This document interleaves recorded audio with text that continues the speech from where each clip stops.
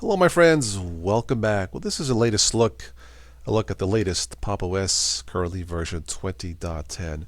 One thing that got my attention with this, if we go to Firefox and open up the DistroWatch webpage, to the right here, the page hit rankings, distro or Pop! OS on DistroWatch is ranked number 4. Number 1 is MX Linux, followed by Manjaro. Number 3 is Mint, 4 is Pop! OS, and number 5, interestingly, is Ubuntu, in which Pop! OS is based off of. So why is Pop! OS so popular? Well, there are several reasons. This does feel a little bit lighter and more streamlined than standard Ubuntu, and maybe that's the most popular reason why this is so highly ranked. Another reason is that this does have a few minor tweaks here. For example, they have something called the Pop Shop, a software center, if you want to call it that, to install various pieces of software. I've always liked the default colors and fonts in Pop! OS, as you see here, audio, communication, and so on. So if we just highlight or click video, and this will give you some options of what to install under the video tab with this drop down menu here. Again, very easy to use. Another tweak here is the to the top right, you have your standard controls here. Another tweak here would be the drop down menu for tiling windows and shortcuts, launchers. Now this is not necessarily something I would really need or use personally, but it is there. It is a tweak if you so choose to use it. Of course, the Gnome desktop and Pop! OS, of course, is keyboard centric. You can hit the super key and give you the various virtual desktops, workspaces.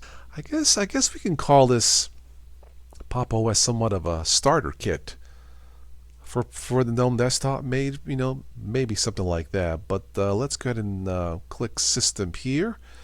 And we have language, startup application, system monitor, disk usage, disks, power statistics, passwords. Why don't we click the system monitor? Then I'm sure this is going to show us on the monitor probably 2 gigs. Let's see if I'm correct. 2.4 gigs. It's, you know what, Gnome desktop, no matter what you use, is going to feel a little bit more heavier or slightly heavier than say something with XFCE or my favorite desktop environment, which is Mate. I will say this for the Gnome developers: the Gnome desktop is definitely stable. It's not my favorite, but it's not that difficult to learn. If you have lots of RAM, this should not be a problem. So let's go back here and hit the super key on the keyboard. Go to the file manager. Again, if you've played with Ubuntu, you've seen this before. This is just a reimagined version of Ubuntu with different colors, those tweaks that I mentioned. But it does feel a little bit more lightweight, a little bit less bloated, if I dare say so.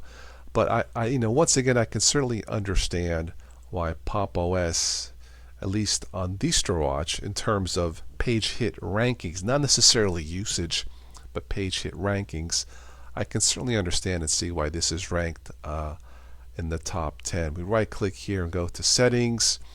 Again, this is just another tweak tool here for the various settings, such as show the trash can icon on the desktop. We can toggle that, and if you can see here, it's right on the top left there. If you don't want it there, just unclick that, and the top left, it's gone. The installer here, this is probably has a user-friendly installer, as I see here. I am not going to install this. I am running this off of a USB stick, and it plays wonderfully. So yeah, I'm running this off a 9-year-old Lenovo desktop, a dual core, and yeah, it's terrific. And you have some options here: a clean install, a refresh install, a custom install. I'm just gonna, well, there's an option here at the bottom left to try demo mode, and that's what I'm going to stick with for Pop! OS. Pop! OS, perhaps the best implementation of the Gnome desktop. That's all I have for this one. I'll catch you on the next one. Let me know your thoughts below in the comments. Take care.